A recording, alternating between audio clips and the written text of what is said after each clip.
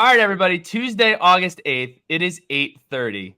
We are 17 days and some change away from college football kicking off. But we're going to take a couple minutes to catch up because Pat and I are on a podcast for the first time, just us two, and it seems like a while. Pat, catch me up on what you got going on.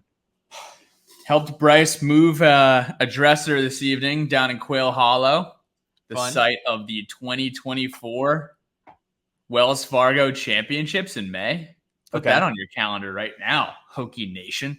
That was exciting. You know, on my way back here, I picked up one of these. Okay, this is a Jersey Mike's number, I think 26, chicken bacon ranch. I say there's nothing better than this combo, chicken bacon ranch. Unless you can find me a better trio, Billy Ray, like Ray Allen, Dwayne Wade, and LeBron. Chris Bosh, Ray Allen, and LeBron. It is a fantastic combo, and it's not just a fantastic combo on a sandwich. It's a fantastic combo on a pizza, which we did have over at Selwyn's Pub the other day, which was great. I'm ready to get the nod. Might be stealing a shtick here, if you know what I'm talking about, but I'm ready to get the nod. When can we get a little Jersey Mike's love on this pod? You know, I think that needs to happen. The Jersey connection, the understanding of what a good sandwich is supposed to look like, what it's supposed to taste like, what it's supposed to be. I think that needs to happen. I think that's a great idea. Yeah. We're going to dive.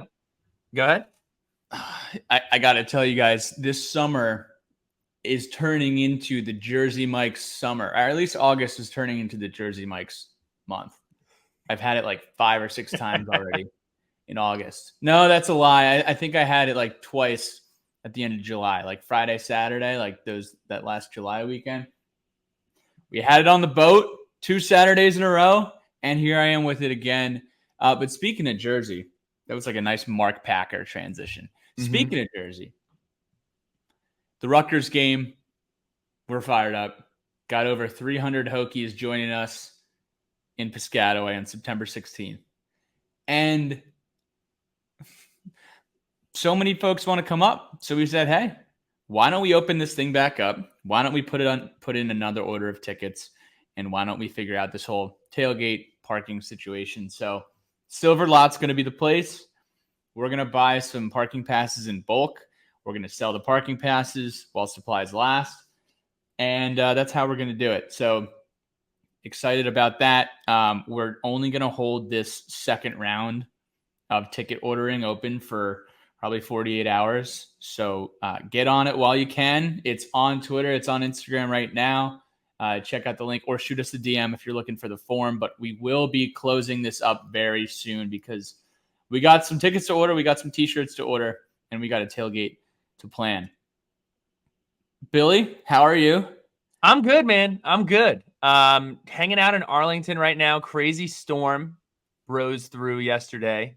Hope everybody's okay. This is two times in Arlington, 2 crazy storms, but just counting down to football, man. I can't wait. Feels like, I stepped outside today. There was a nice breeze. I took a sniff. I said, smells like football. It's starting to smell like football outside. So super excited to talk about that. And we'll get into why we're talking about football specifically a little bit later. But why don't we ring in this podcast with some Hokie haikus here? We got three submissions. We're back in the midseason form here. These are rolling. Drew Bedell.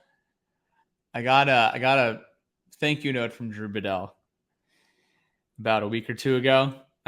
Drew and his lovely wife, Jenna, got married in Chicago in May. And on his thank you note, he was like, dude, I've been listening to the pod and I wanted to submit a Hokie haiku for you guys to read because, dog days of summer. So I said, that sounds like a great idea. So here we go. Love golf and beach days, but the football countdown's on. Bring back the Hokies. Grady Baker, you got some competition with your German club brother, Drew Bedell. And then we got a few from Pennsyltucky Hokie. I don't know if that's a, Penn State and Kentucky house divided there. I'm not sure what Pennsyltucky is, but I'm fired up about that. He says, or she Saudi State Knowles now. Feldarius Payne is him. Bourbon Street Secret. There's probably a lot to unpack there. We don't know what it is, but Pennsylvania Hokie, if we run into you, if you run into us this fall in or around Lane Stadium, Worsham Field, I want to hear the Bourbon Street Secret. And then here's the other one. Stanford, Cal are here, ? Coastal Elites Conference. With an emoji. He's got the sunglasses emoji. No more legacies. Sad face. This was a first-time caller. Very well done. Pennsylvania Hokey has increased his participation in Letters from the Lunch Pail and now Hokey Haikus. So Pennsylvania Hokey, keep doing what you're doing, man. We are, or woman, again, we don't know. Keep it up. And then one more from Travis Dye. He's back. Realignment is here. Realignment's here. What's the ACC future? Where does Tech end up? 2 questions I don't have the answer to, but something that everybody's thinking about. So great job on the haikus this week, Hoax. So, Bill, we've had a fun week. Every single morning / afternoon / night, Billy Ray's tweeting up a storm. You know, Pete Morris was Tweety Petey. Billy Ray at Billy Schmerda. We are lobbying to change his Twitter name. If you have any ideas, the Letters from the Lunch Pail, it is free. Okay. Feel free to submit whatever you want in there. But every day he's putting out a new poll. Hey, who do you want to watch Hokies? Who do you want from Tech to take the last shot? Who do you want calling the Tech game for a year? Who's granting the rights for the naming rights of Lane Stadium? If we're naming the ACC a new thing, what are we naming it? What sports moment do you wish you could experience again for the first time? So we're going to run through these real quick. We're going to give our answers. Billy, I'm going to let you kick things off with the clock winding down tweet. I know it was a hypothetical. Hey, Seth Allen, Ace Custis, Del Curry, or J-Rob. Mm-hmm. Who do you want taking that last shot? Yeah, I'll open this up to any sport, and I don't think it's any of the 3 other people that you mentioned's fault that they weren't in a position to do this as often. But I'm willing to say Seth Allen has been the most clutch performer in Tech history. I don't know who's better. Again, we may never know what the clutch gene is for some other players because they weren't put in that position as often as Seth Allen was. And I always talk about it when I talk about Seth Allen. A lot of people were like, he's splitting time with J-Rob. He came in and he really elevated this entire program once he came in from Maryland and hit shot after shot after shot. So I would put Seth Allen's late game heroics against anybody in Virginia Tech's history. So that's my answer. I'm with that. I mean, all you have to do is really just watch the highlights. And, and we know Hunter Couture put on a clinic against Duke. We know Malcolm Delaney was constantly just getting to the line and scoring 20 points every single game. Eric Green, the same thing. But I think when you talk about clutch moments from a clutch player that, got us to be in a position to make the tournament, Seth Allen, and it was so fun to watch. That one Clemson 3-pointer that he had was incredible. But, it's good to have a guy like Seth Allen wearing the orange and maroon. All right, here's the next one. Question of the day. When you pull up to the tailgate on Saturdays in Blacksburg, what is your signature contribution, Billy Ray? It's Miller Lite. It's Miller Lite every single time. It's Miller time. Love the taste. Love the grit factor surrounding it. I feel like Miller Lite's a really gritty beer. If I'm not mistaken, it is what Goodwill Hunting was drinking when he was at the construction site with Ben Affleck. So look, Miller Lite, that's what I'm showing up with. I'm showing up with a 30-pack of Miller Lite, and whoever wants some can get some. Because I'll just say this. What really prompted this question, don't be the guy that shows up empty-handed. If it's a garden party, if it's a cookout, if it's a tailgate, show up with something. It takes 10 seconds to stop to Kroger and pick up some coleslaw, potato salad, macaroni salad, chips, salsa, beer. Show up with something. Them's the rules, bro. Shows up with something. And I think that's actually, I think we did that segment last year. What do you bring to the tailgate? And I just said something in each hand. I'm not known for anything signature, and we'll leave it at that. Okay. What's one sports moment from Virginia Tech that you wish you could experience again for the first time? You go first. It's without a doubt the Ohio State game, the pick six. It's either Marshawn Williams' touchdown early in the game or the pick six by Donovan Riley, without a doubt. That was magic. There's a lot of items that could be on this list, but I think anyone who was at that game will definitely agree that at least it's in their personal top 3 or top 5. I actually went with one that I wasn't at the game for because I had so much fun. I can. It says, what sporting moment do you wish you could experience for the first time? You could experience through a television. You could experience through a radio. You could experience however you want. And I actually was going to say something really nice and say how I had such a great time with you in Breckenridge over the course of the ACC championship for basketball, hanging out, having a great time. That 3 days, specifically, the dude, I know you're laughing because you just put yourself in a pretzel here. I had so much fun watching that, knowing, number one, we achieved something that I never, ever thought would happen. I don't think any Hokie ever thought that we would win the ACC championship in basketball. Seeing orange confetti falling from the rafters, and the fact that we knew that if we attended it, I usually don't think that it has anything to do with it, but if we attended it, if we flew to Brooklyn for the day, might have not happened just because that's how stuff like that works. That was euphoric, absolute euphoria that year. It was close with the 6 overtime win, but the combination of being in Breckenridge, all the friends that we made, there were like 30 Hokies in this bar in Breckenridge. It was unbelievable. So that was my pick. Yeah, that was special.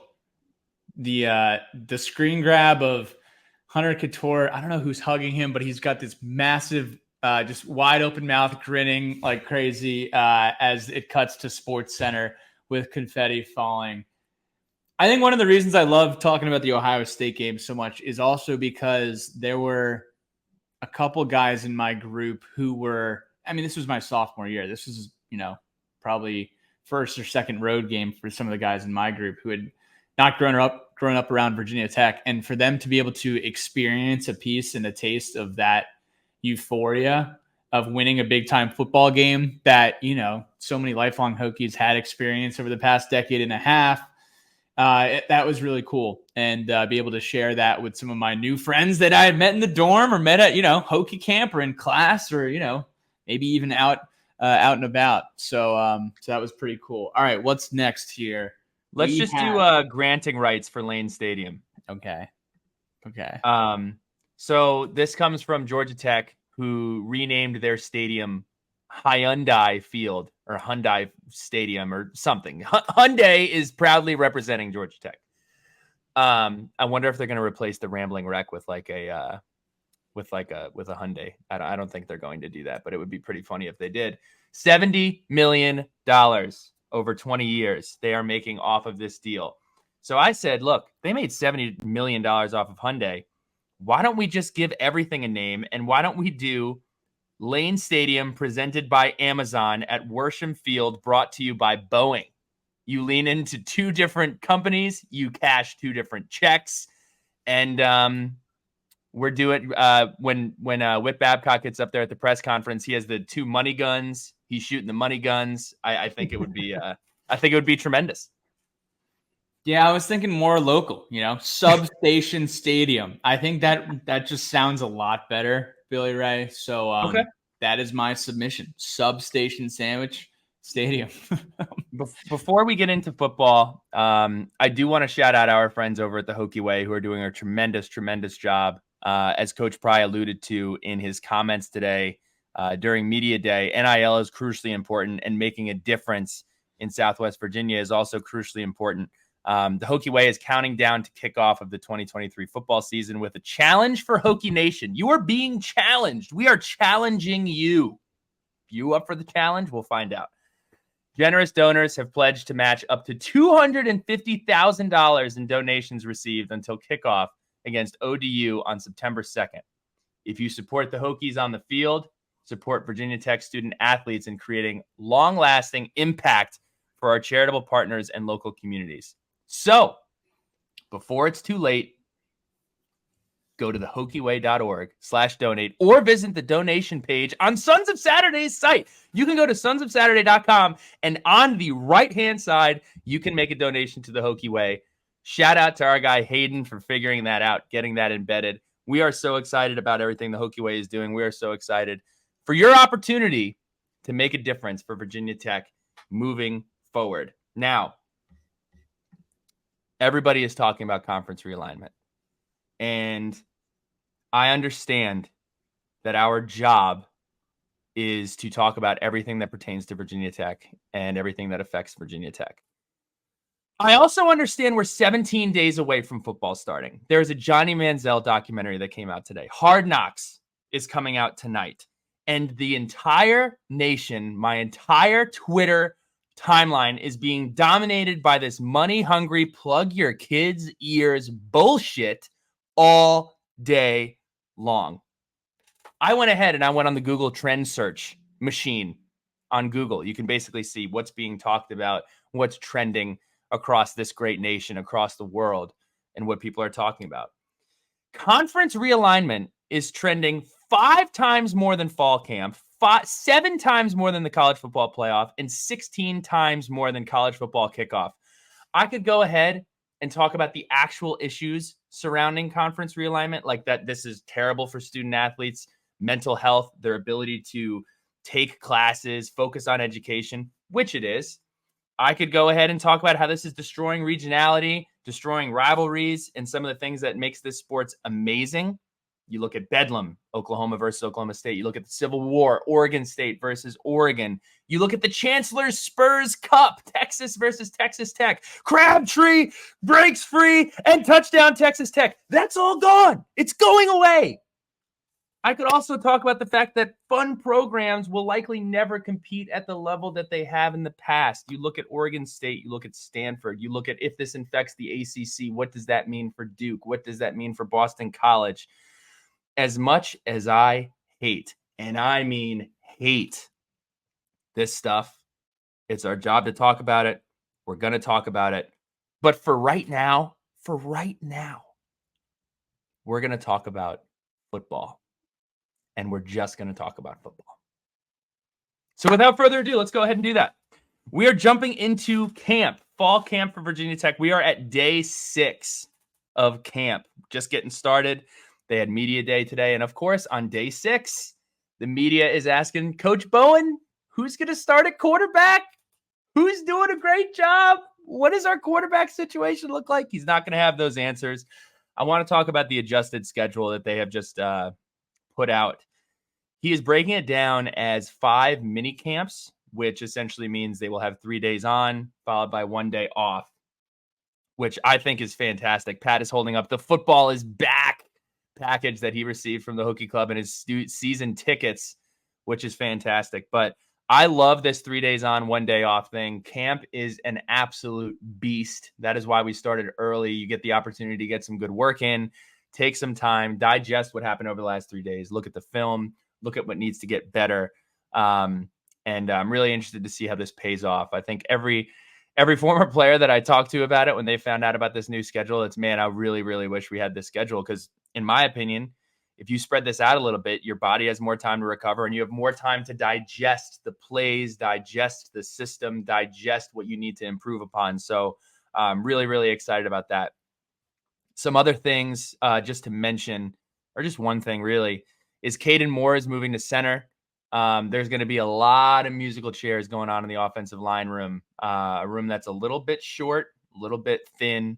So Caden Moore is moving his responsibilities to center. I'm excited. Obviously had a phenomenal freshman year. I believe he was a freshman All-American after his first year. So he will be holding it down at the center position. And What I want to do, Pat, is we're going to go back and forth and talk about if you and I were to attend a day at camp, what are the 3 things that you would be watching as you attended camp? And I'll go first. Straight up, I want to watch one-on-ones. I think our pass rush is so important this football season for our success. I have heard amazing things about Antoine Powell-Ryland. I would love to see what that group looks like and how the offensive line is holding up against this group as well. A lot of young talent, a lot of athletes over there. Loving what I've heard from Josh Fuga about that group. Loved talking to Coach Price about that yard dog mentality. So number 1 for me is to watch one-on-ones between the offensive line and the defensive line. Patrick, you're at practice. You can go wherever you want. The world is your oyster. So you're essentially saying that I am living the life of an ACC digital network reporter, or Yes. as we had watched last week, the old ESPNU All Access. Whether you Bring got it back. Jack Tyler or or Kendall Fuller or Jonathan McLaughlin, we need more ESPNU All Access. Okay, the first thing I am looking out for, you probably remember this, Billy Ray, and you probably remember it a lot better than I do, is the chatter of camp. Okay. Brian Steinspring, what's he yelling out? Stacy Searles, what's he yelling out? What is Coach Foster saying? What is Coach Beamer growling?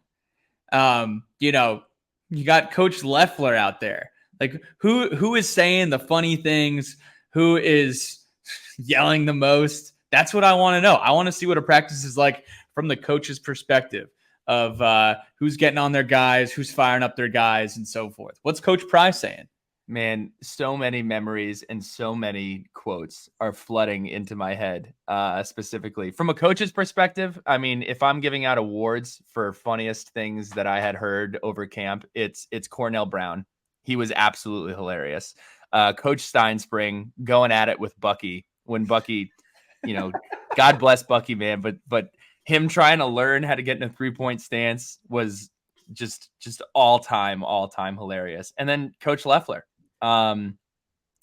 unbelievable rhetoric coming from this man over the course of camp.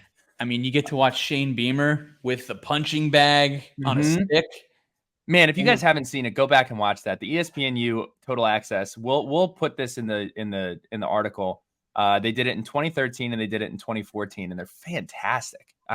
Again, bring back some of the awesome stuff that ESPN used to do. They used to actually do a good job. Now all we talk about is the college football playoff and 5 to 8 teams all day. But they used to actually do research and go around and look at all the programs. So bring that back. Number 2 for me is middle drill.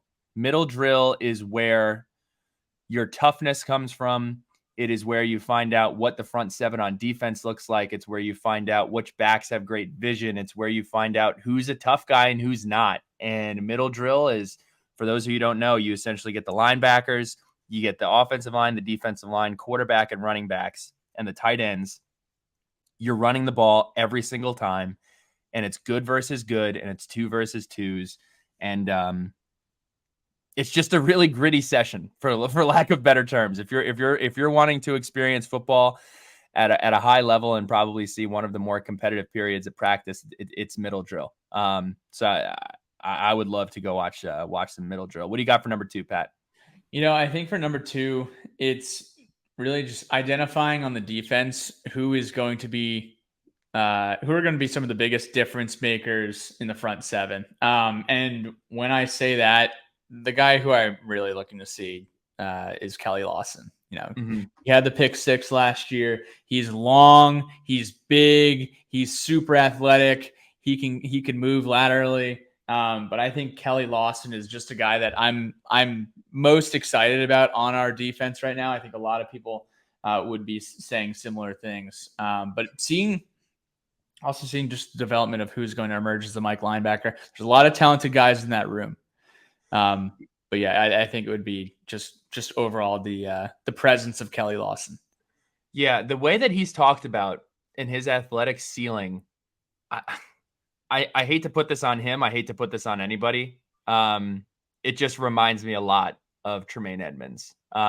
His athleticism that he brings to the linebacker position is abnormal. And I remember the first time that I really saw that was at the Liberty game where I had the opportunity to sit where I usually don't sit. I sat in the end zone and I just watched him the entire game and how quickly he covers ground, how good his football instincts are. I think he's going to be a special player at Virginia Tech. Number 3 is it goes along with your chatter comment, Pat, is who's the leader? Who's pushing everybody? Who's talking smack? Who's holding everybody accountable? At the end of the day, you have a limited amount of position coaches that can only see so much. They can only coach so much. They can only be on top of guys as much. And I'm wondering, who is the Dax Hollifield of this team? Who is the vocal leader that everybody is looking to when stuff gets difficult? So that is my third one.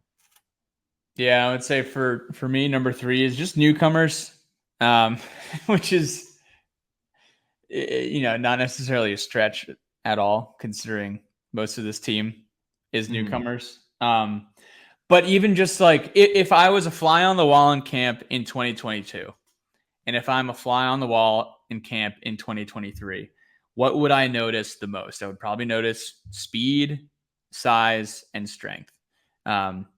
Being completely different. This team is more athletic than last year. This team is deeper than last year.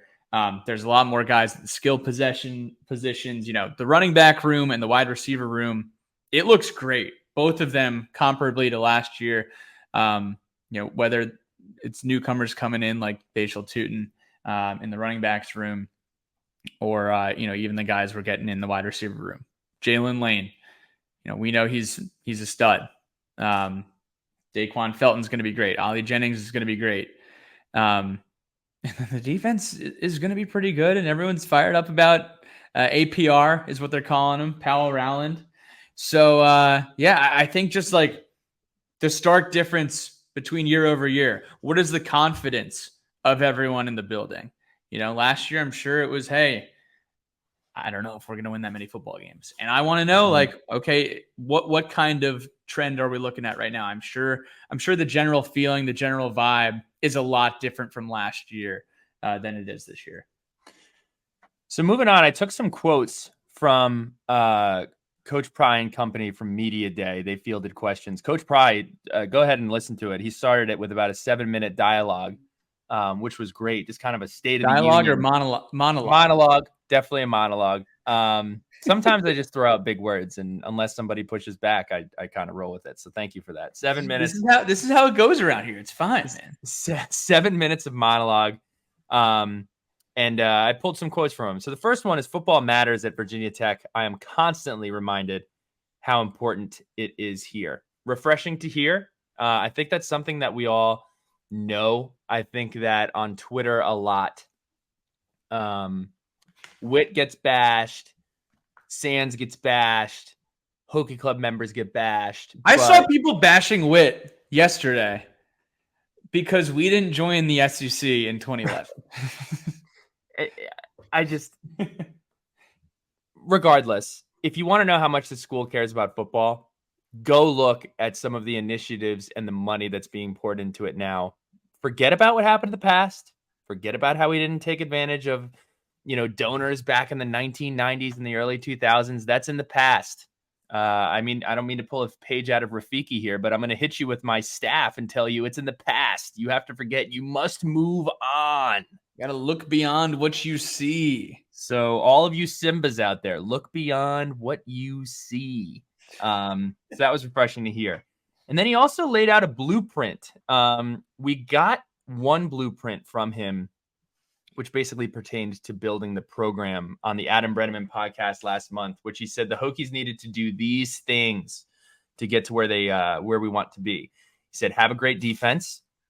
He said, run the ball, have dynamic quarterback play, and recruit the state of Virginia effectively. So there's that blueprint. And then he talks about basically the 5 pillars that he is looking to instill in this team. Number 1, accountability. What did you do well? What did you not do well? Having these conversations in front of the team, difficult conversations. Those are one of the words that we're hearing from Coach Pry often. It's all about accountability. Number 2, Communication. And Pat, as you know, communication doesn't just go one way, it goes two ways. That means telling people how you feel, telling people what you need to tell them, and also being in a position to receive feedback. Sarah Louise Boland always told me, my coworker at Twilio, feedback is a gift. Remember that, kids. Feedback is a gift, and you should treat it as such. Number 3, competition. Coach Price talked about this in our interview with him. It was too acceptable to lose in our first year, and that just wasn't, football games. And honestly, nobody's okay with losing. Nobody's fired up to lose. But it was more of a feeling, what he said was, it was more of a feeling of, okay, I'll get it next time, or all right, I'll learn from it next time. No, it is not acceptable to lose. More competitive periods in practice, more obstacles, more challenges. These are all kept track of, tallying it up. How did so-and-so do on one-on-ones? How did so-and-so handle middle drill? Did the offense win? Did the defense win? Keeping track of that and creating a culture of competition. And a culture of competition creates a culture of winning. So that is important to him as well. Attention to detail. This is number 4. Pulling a page out of Coach Beamer's book a little bit. He said, Coach Beamer, if you take care of the little things, the big things will come. That's 100% true.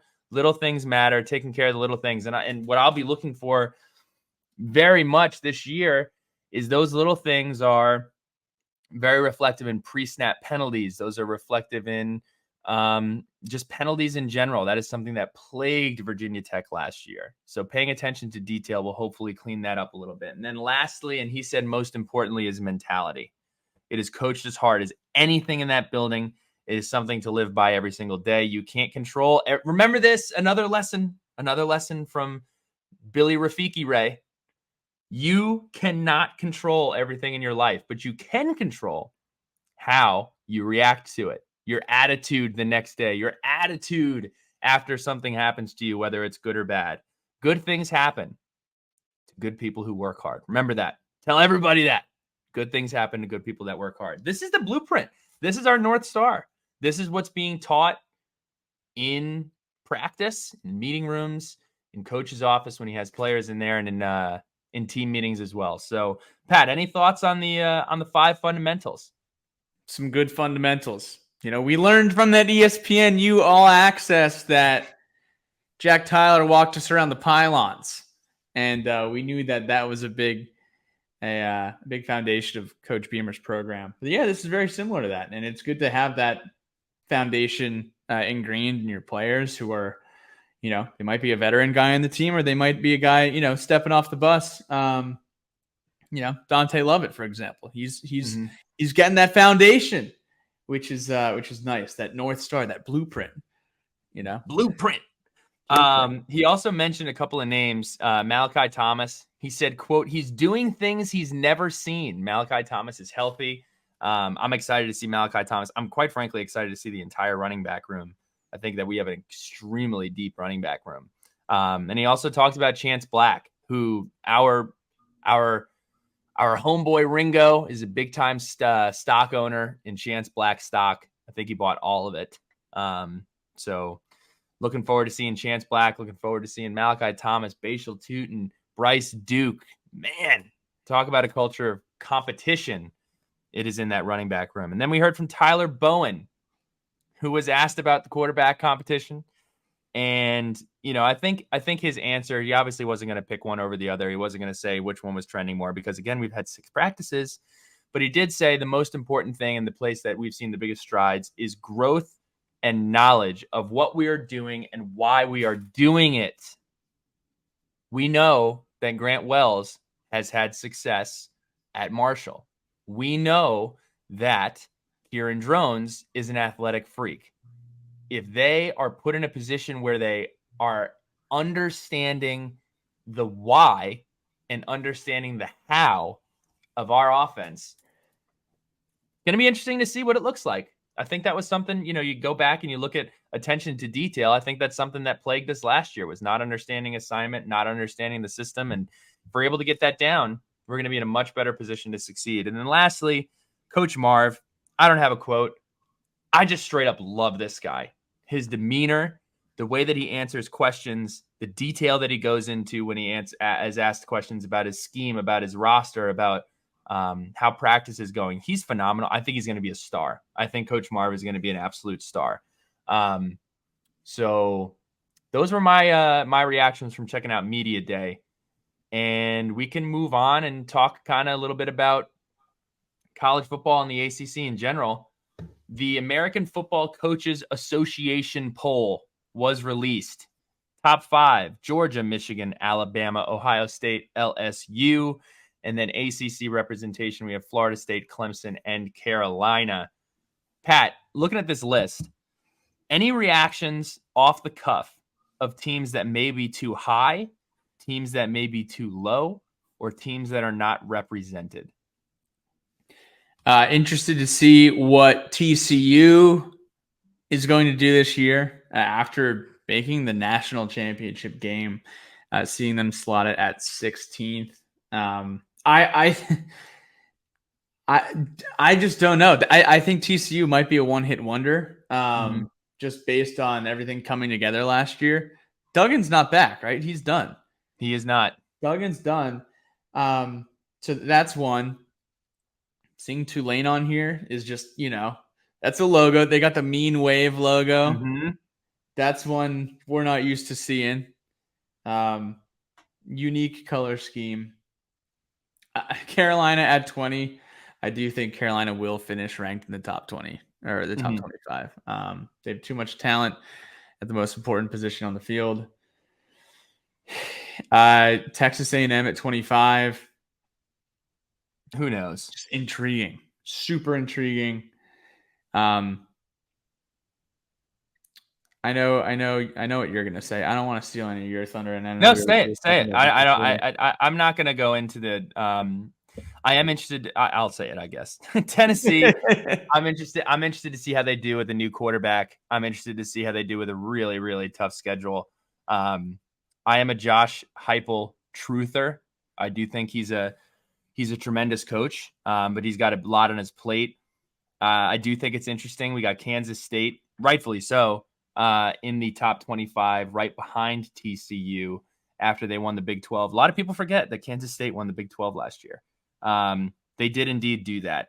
Oklahoma coming in at 19. It's a little weird, some of the logos where they are. You got Notre Dame at 13. I'm not used to seeing Alabama in any slot other than 1 and 2. You have them at number 3. And then Florida State. It's going to be interesting. Is there a team that's talked about more than Florida State right now without a whole lot of past success recently? A lot of hype surrounding Florida State. It's going to be interesting to see how that pans out. People are talking a lot about Penn State too. Yeah. This top 25 poll, there's just a lot of former Big 12 teams here taking up the back half too. Mm-hmm. I mean, you got A&M, you got Texas Tech, you got Oklahoma, you got Kansas State, and you got Texas, all from 12 to 25. And then can't forget about TCU, who, is TCU Mountain West prior to the Big 12?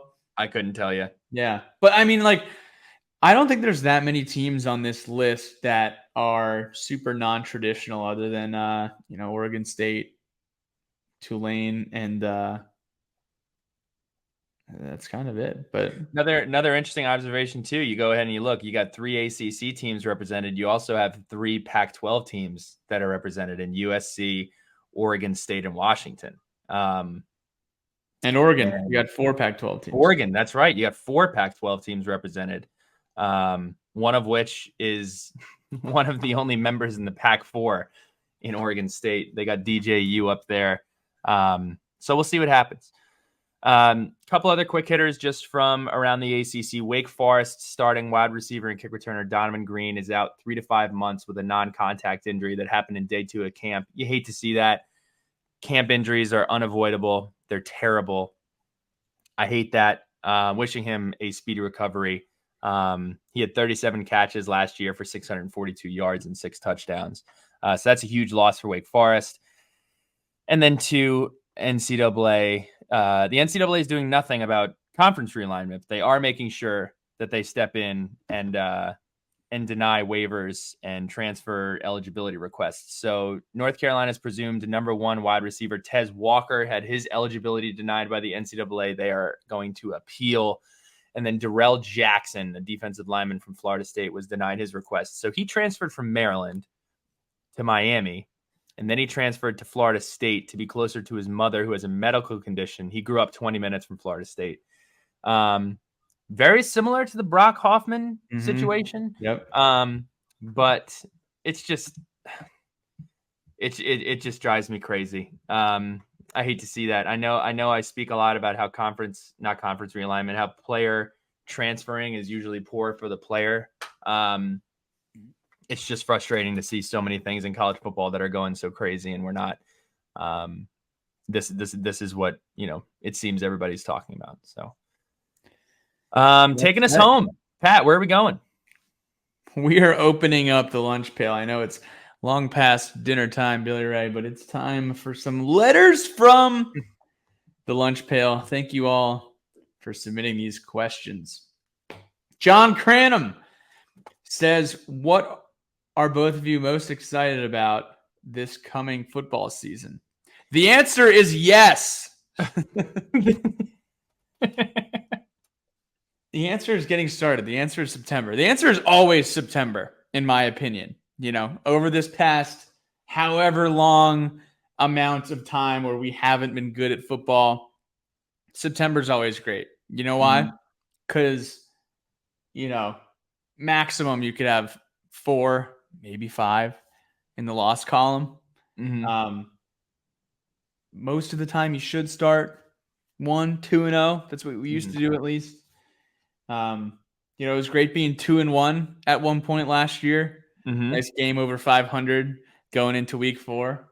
So September is great because there's nothing like a September Saturday. You're still fired up. You still haven't been let down too much. So I'm most excited for September and just getting back in Lane Stadium, man. Blue jeans and sweatshirts. Blue jeans and sweatshirts.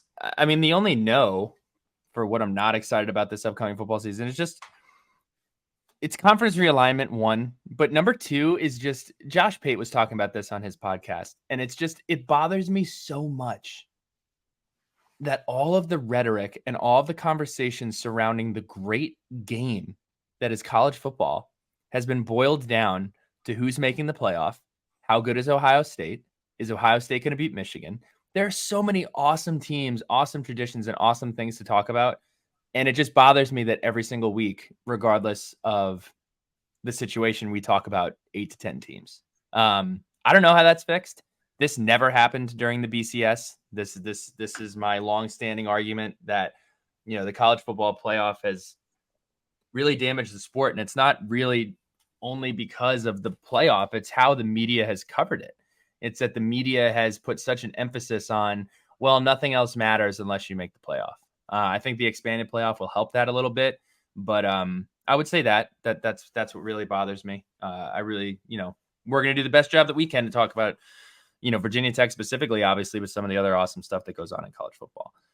Number 2, Rutgers game, we're also pretty excited about. That is true. That is true. Do you want to take this next one? I know this was a big monkey wrench in your afternoon. Yeah.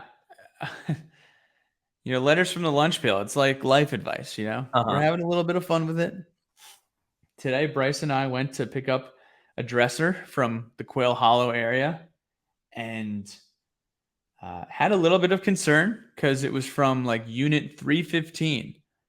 You think, Unit 315? Am I going to have to bring this dresser down, 2 flights of stairs from the 3rd floor? So the question is, this is the debate question from Bryce. When buying something off FB Marketplace, is the buyer or the seller required to get the item out of the house? Are you asking me? I'm asking you. So I think there's a little nuance to this question. Number 1, love Facebook Marketplace. It is a fantastic place to get furniture. Do not get a bed from there. Do not get a couch from there. That is disgusting. That is how you get bed bugs. That is how you get nastiness, in my opinion. So don't do that. Definitely don't get a bed off of Facebook Marketplace. Please don't do that. But I think if it's on 3 flights of stairs, if you don't mention it, first rule is you have to say, this is on the 3rd floor. There is no elevator. You're coming to get it. If you don't mention it, you at least have to offer help. You at least have to say, okay, it's on the 3rd floor. I'm willing to help you get it out of the house. I think the understanding is that I'm going to have to move it. But if I'm asking somebody to get it off the 3rd floor, I'm helping them move it out. Period. End of story. I don't know if that was the situation, but I think there's an understanding that it's on you to pick it up. Similarly, and thankfully, it was on the 1st floor. We were holding our breath. So this didn't even happen? No, but you got to talk with hypotheticals. Now, the second thing that happened today, as we were pulling into his driveway and unloading said dresser, this guy's walking his dog, and he's walking his dog, and his dog has to go number 2 right in front of Bryce's car, right in front of his house. And he's going, and all of a sudden we're unloading the car, and the guy walks away with his dog after doing his business on the lawn. No. Doesn't pick it up. No. And we're just, we're over here standing over by the car, pulling the dresser out. I'm like, did that guy just do that? Like, we're like, hey, what's the situation there, right? Obviously, the situation there is say, hey, dude, did you just do that? Did you just try to get away with that? So he's over by the stop sign, and he's noticed that we've noticed, his whole dog situation on Bryce's lawn. And I just point at the business, Ron Cherry style. And he's like, oh yeah, I'm coming back to get it. And then Bryce was like, no, you weren't. Like, there's no way. There's no way. But you got to say something, obviously. And what happened? So he came back and picked it up, 20 minutes later. So, dude, if we didn't say anything, he would have left it. But there's no way this guy was coming back. No shot. Zero chance. Zero chance. So, I don't know. I can't help this guy. Neither can you, Billy. But just another thing that happened today. No, don't be that guy. That is a look. It's very easy not to be a jerk. And leaving doggy dookie on the front lawn is just it's unacceptable. He's respect. Pat, I'll just say it. If you can't handle the responsibility of a dog, don't get a dog. Very simple. Picking up poop, taking him out, handling your business. If you can't handle it, don't get a dog. Moving on. Cole Massey. Over under 5.5 wins this year. I do believe that the Hokies will win over 5.5 games, and I'll transition that into the next question. It's how many wins do we need for this season to be considered a success / step forward? To me, it's winning. It's going to a bowl game. If you go to a bowl game, that means that you've probably beaten 4 to 5 ACC teams. It means that we've doubled our win total from last year. Feeling pretty good about ourselves. If you win more than 6 games, I'm feeling great. If it's 7 wins, if it's eight wins, we're ahead of schedule. So I hate doing this because college football is so fluid. Injuries, pandemics, disasters. You never know what's really going to happen. So, Pat, do you have any thoughts on kind of measuring success this year? I mean, improvement on both sides of the ball. I think,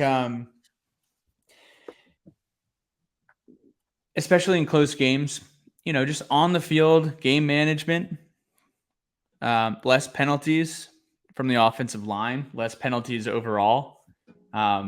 Organization. Yeah, I think more so, hey, training wheels are off, obviously. A lot of things that a second-year head coach corrects, that they learned from their first year. And mistakes are all part of the experience, right? So I think tracking progress against that. We had 3-4 close losses last year, and turning those close losses into close wins. we never saw an area last year where the team gave up, which I know was one of your favorite parts about last year's team. And I think now it's like, okay, who are we seeing? Who are we seeing on both sides of the ball that can not take over a game, but are really actually impact players? That we were lacking last year, and having guys that are reliable on both sides of the ball. I think we're going to see. I think we could probably see improvement in every single unit on this team. I think really if we're just trying to evaluate success, it's, are we improving year over year? And that starts in the win column. How many wins, or I'm sorry, how long / short is Grant Wells' leash as a starter? I have no idea.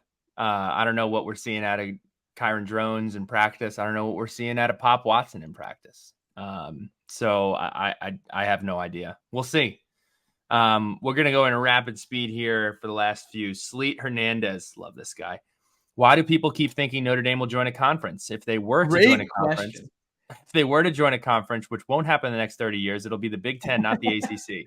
The ACC is not adding Notre Dame. They are not adding Stanford and Cal to add Notre Dame. Notre Dame has a brand that is bigger than any in college football. They have a television deal that is individualized to them that is huge. There is zero reason they should join a conference. They should not even consider it. They're not coming to the ACC. Stop. Enough. And they love being the outlier. Yes. They love getting hated for it. It builds the legacy of the Notre Dame football program. And they are never going to leave that unless they're in a situation where their hands are tied. But guess what? That's not going to happen anytime soon. You can't tie up that little leprechaun's hands. Come on now. Colin Cowherd spewing nonsense about how Cal and Stanford to the ACC would be a good move because that will entice Notre Dame to join the ACC.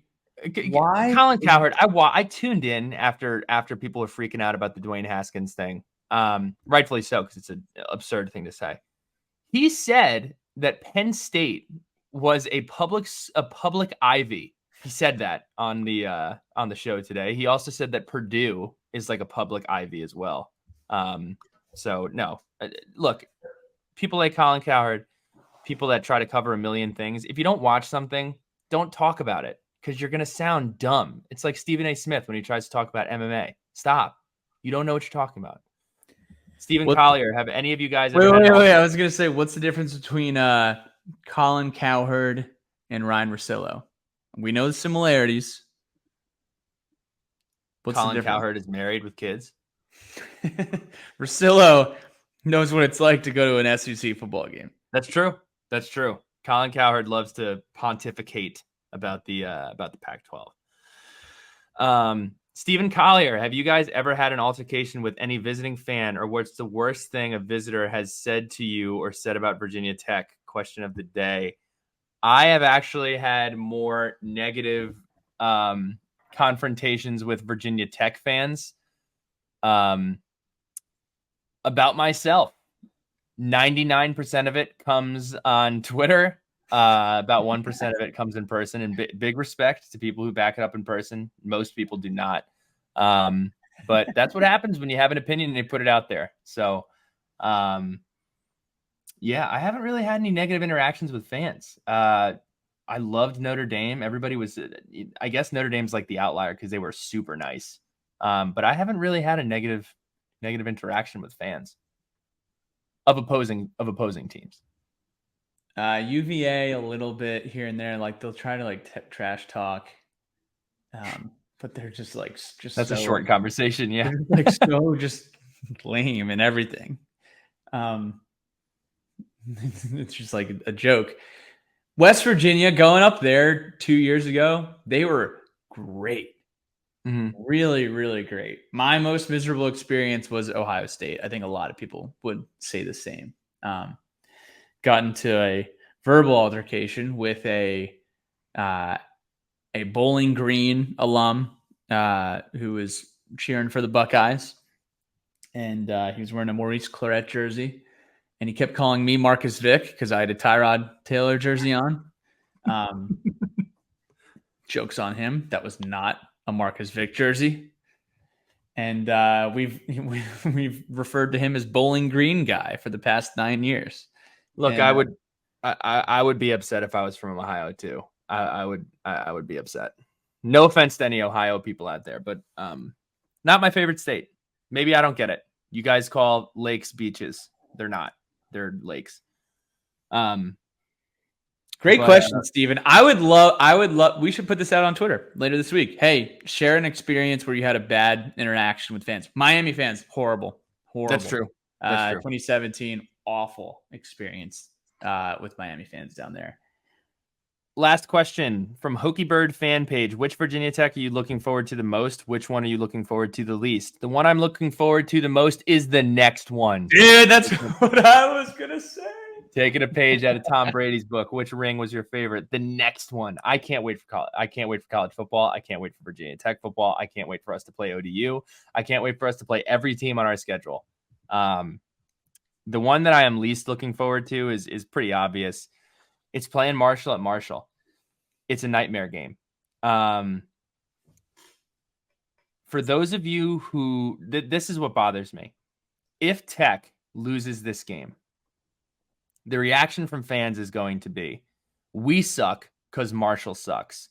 Now, I'm here to tell you, Marshall is way better than most listeners probably think that they are. They have a phenomenal defense. They have 4 first-team all-conference preseason picks.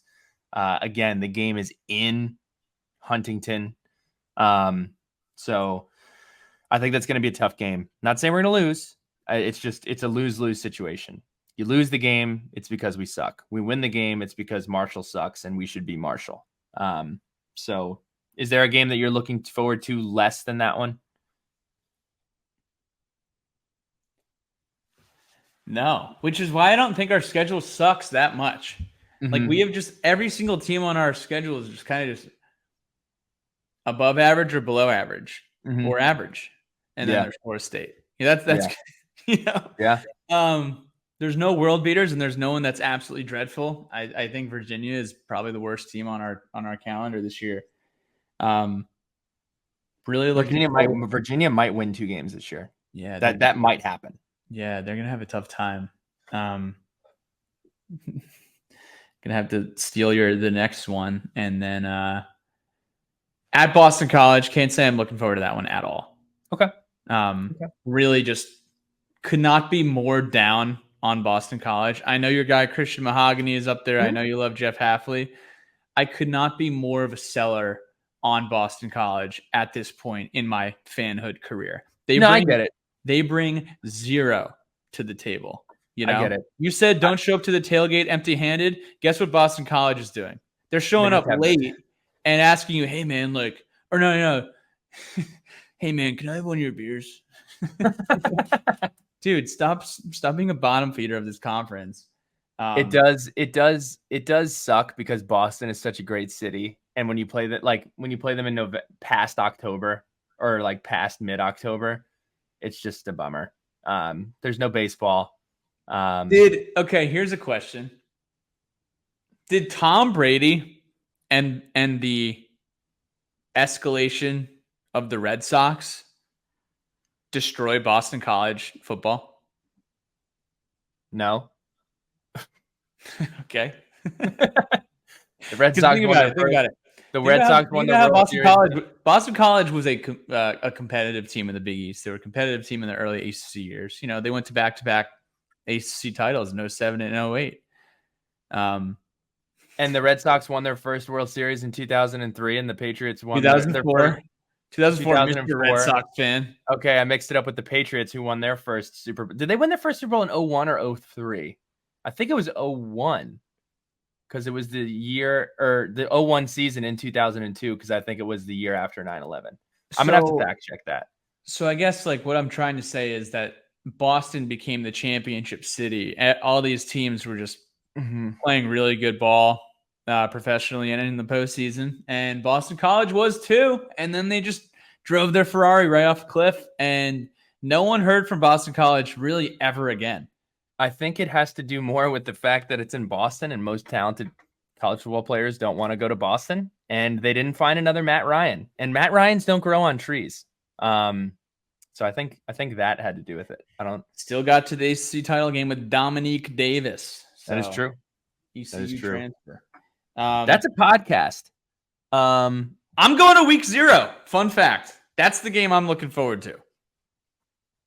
What game is on week 0? Notre Dame Navy, dude. That's right. You are going to Dublin. That's going to be a ton of fun. A lot of content. Throw some content up from that. A lot of content coming. Fan Day is this Sunday. Go out and check it out. Triumph NIL members, you get early access. So if you're a member of the Triumph platform, you get early access to Fan Day. Go out, say hello to the players, say hello to the coaches. But that does it for us. Pat, you have a great rest of your week. I'm going to have the great rest of my week. Everybody here listening and watching on YouTube. And if you're watching on YouTube, hit the subscribe button, please. It does help us out. You have a great week too. And we'll talk to you soon.